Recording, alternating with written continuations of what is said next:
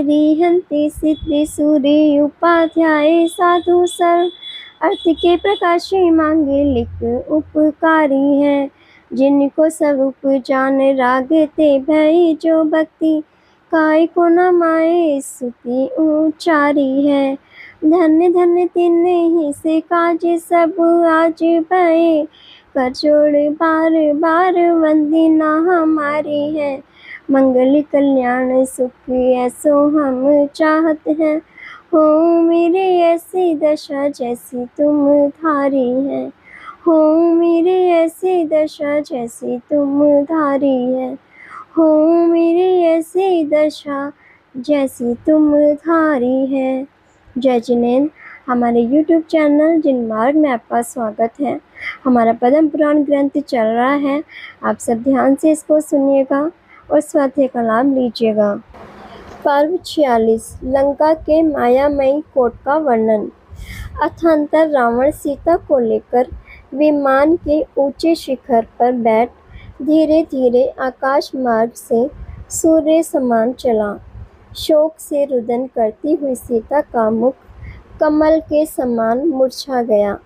उसे देख राग से अज्ञानी होकर रावण सीता के चारों तरफ फिरता हुआ दीन वचन कहता है, हे देवी, काम के बाणों से मैं मरा जा रहा हूँ, सो तुझे मनुष्य की हत्या का दोष लगेगा।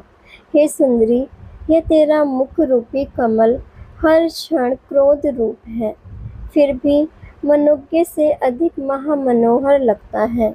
प्रसन्न हो, एक बार मेरी तरफ दृष्टि कर देख।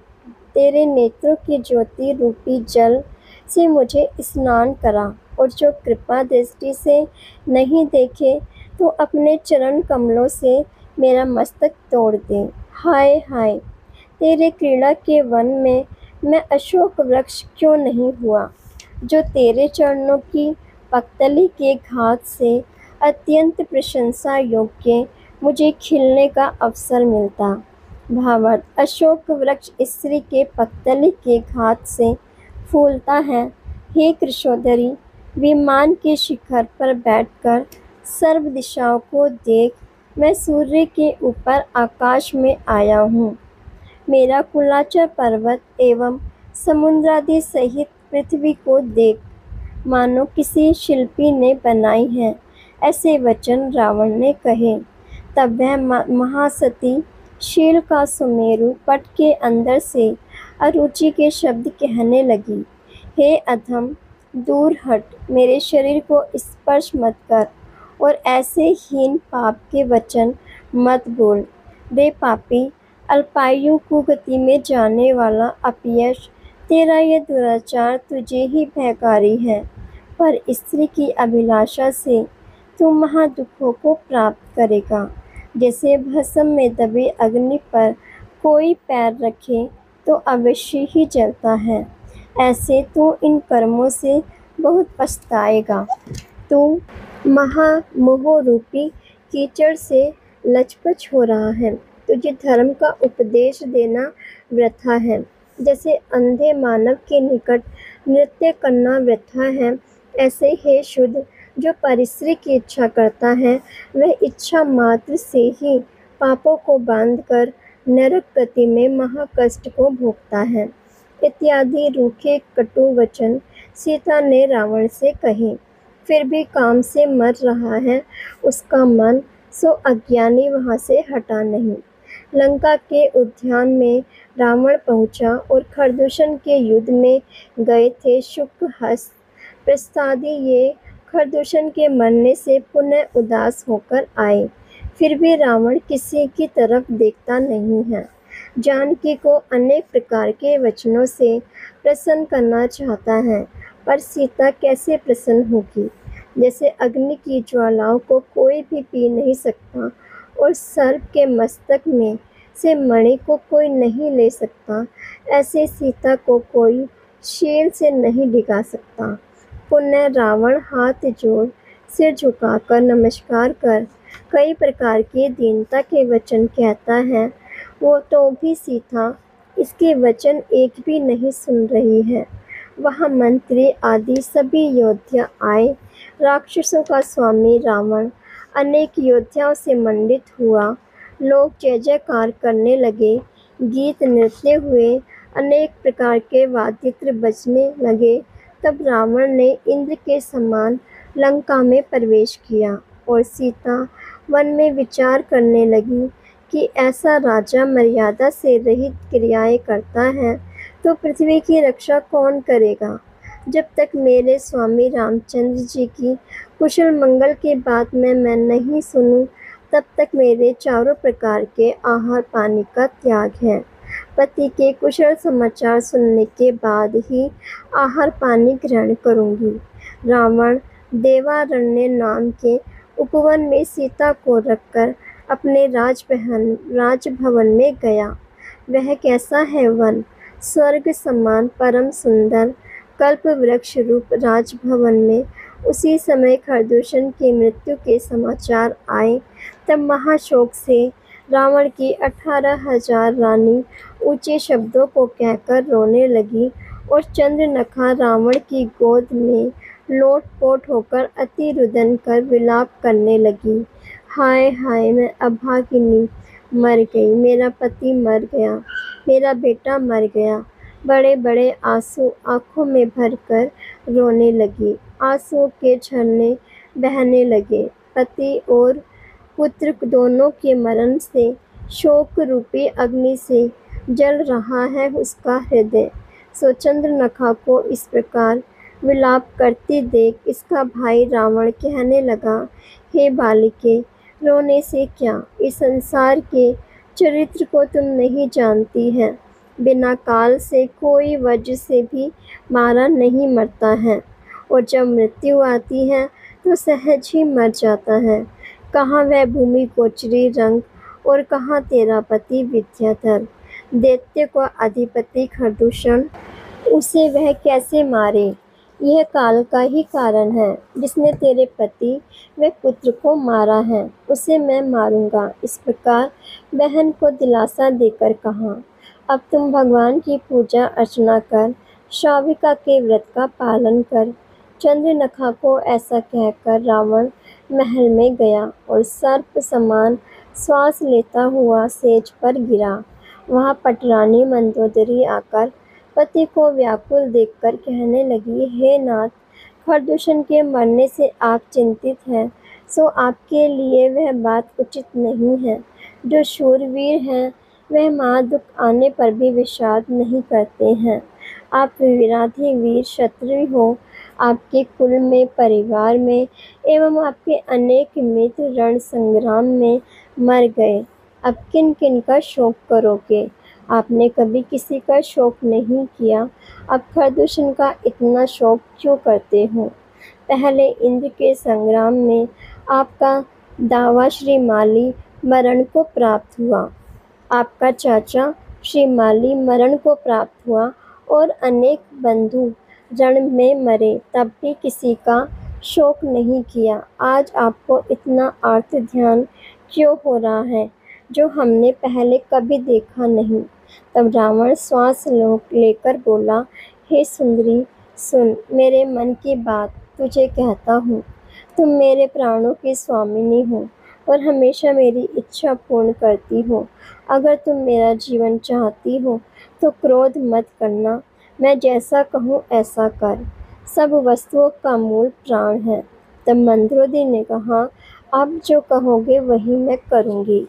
अथांतर तब रावण ने दुखी होकर कहा, हे प्रिय, एक सीता रूपवती स्त्री, जो कि स्त्रियों की सृष्टि में ऐसी और कोई नहीं, वह सीता मुझे नहीं चाहे तो मेरा जीवन नहीं। मेरा 3 खंड का राज्य एवं रूप बल, यह सब उस सीता को प्राप्त करने से ही सफल होगा। तब मंदोदरी ने रावण की यह दशा देख हंसकर कहा, हे नाथ, यह बड़ा आश्चर्य है। आप जैसे प्रार्थना करें और वह आपको नहीं चाहे तो वह मंदभागिनी है। इस संसार में ऐसी कौन रूपवान सुंदरी है, सो उसका मन आपको देखने में मोहित नहीं होगा। अथवा वह सीता कोई तो त्रैलोक्य सुंदरी है, सो आप चाहो और वह आपको नहीं चाहे। आप हाथी के सूंड समान अपने हाथों से बलात्कार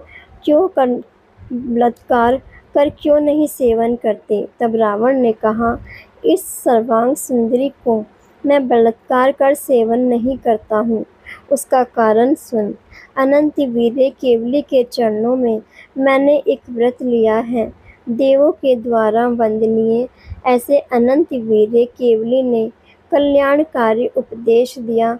इस संसार में भ्रमण करते हुए जीवों को दुख एवं पापों की निवृत्ति का कारण एक भी नियम व्रत महाफल को देने वाला है, और जिनके एक भी व्रत नहीं, वह मानव फूटे कलश के समान है। उनमें और पशुओं में कोई अंतर नहीं। इसलिए अपनी शक्ति प्रमाण पापों को छोड़ पुण्य रूपी धन को प्राप्त करो। जन्म के अंधे व्यक्ति की तरह संसार रूपी कुएं में मत गिरो। इस प्रकार केवली भगवान के मुख से अमृत रूपी वचन सुनकर कोई मनुष्य तो मुनि बने, कोई अल्प शक्ति वाले अनुव्रतों को धारण कर श्रावक हुए। तब वहाँ केवली भगवान के समीप एक मुनिराज ने कृपा कर मेरे से कहा, हे दशानन, तुम भी कुछ नियम ग्रहण करो। तुम दया धर्म रूपी रतन दीप से आए हो, सो नियम रूपी रत्न को ग्रहण किए बिना खाली मत जाओ। ऐसा कहा। तब मैंने निश्चय कर देव असुर विद्याधर मुनिराज इन सब की साक्षी पूर्वक व्रत किया कि जो पर नारी मुझे नहीं चाहे तो मैं उसे बलात्कार ग्रहण नहीं करूँगा। हे प्राण प्रिय, मैंने सोचा था कि मेरे जैसे रूपवान पुरुष को देखकर ऐसी कौन नारी होगी जो मुझे नहीं चाहेगी, इसलिए मैं बलात्कार सेवन नहीं करता हूँ। राजाओं का यही नियम होता है, जो वचन कहे उसका निर्वाह करे, अन्यथा महादोष लगता है। इसलिए मेरा मरण हो उससे पहले ही सीता को प्रसन्न करो। घर में आग लगने के बाद कुआं खोदना वृथा है। तब मंदोदरी रावण से कहने लगी, हे नाथ, आपकी आज्ञा प्रमाण करूंगी। ऐसा कहकर देवारण्य उद्यान में गई और मंदोदरी की आज्ञा से रावण की 18,000 रानियां भी गई। मंदोदरी ने जाकर सीता से कहा, हे अनुपम सुंदरी, हर्ष के इस स्थान में क्यों दुखी हो रही हो? जिस स्त्री के रावण पति है वह जगत में धन्य है। सब विद्याधरों का स्वामी, देवों को जीतने वाला, 3 लोक में सुंदर रूपवान, उसे क्यों नहीं चाहती हो? निर्जन वन के निवासी, निर्धन, शक्तिहीन, भूमि गोचरी, उनके लिए क्या दुख करती हो? सब लोक में श्रेष्ठ रावण, उसे अंगीकार कर क्यों नहीं सुख भोगती हो? अपने सुख के साधन करने में क्या दोष है? जो कुछ करना है वह अपने सुख के लिए करना है। अगर मेरा कहना नहीं करोगी तो तुम्हारा जो होनहार होगा वह होगा ही होगा। रावण महाबलवान है, उसकी प्रार्थना भंग से क्रोध करे तो तेरी इस बात में कोई सार नहीं है। और राम लक्ष्मण तेरे सहाय हैं, वह रावण के क्रोध से जीवित नहीं रह सकते हैं। इसलिए शीघ्र ही विद्याधरों का ईश्वर रावण को स्वीकार करो। ऐसे ऐश्वर्य को प्राप्त कर देवांगनाओं के समान सुख भोगो। जब मंदोदरी ने ऐसा कहा तब जानकी आंखों में आंसुओं सहित दुखी होकर गदगद वाणी से कहती है, हे नारी, यह बात तूने सर्वथा विरुद्ध ही कही। आप पतिव्रता कहलाती हैं, तो पतिव्रताओं के मुख से ऐसे वचन कैसे निकले? यह मेरा शरीर छिद जाए, भिद जाए, खंड खंड हो जाए, मर जाए, परंतु मैं अन्य पुरुष को नहीं इच्छूंगी। रूप से सनत कुमार समान हो या इंद्र समान हो तो मेरा क्या काम? मैं कभी भी अन्य पुरुष को नहीं चाहूँगी। तुम सब 18,000 रानियां इकट्ठी होकर आई हो तो भी मैं तुम्हारा कहना नहीं करूँगी। तुम्हारी जो इच्छा हो वह करो। उसी समय रावण आया, काम सेवन से दुखी, जैसे प्यासा हाथी गंगा के किनारे आए, ऐसे रावण सीता के पास आकर मधुर वाणी से आदरपूर्वक कहता है, हे देवी, आप भय मत करो, मैं तुम्हारा भक्त हूँ।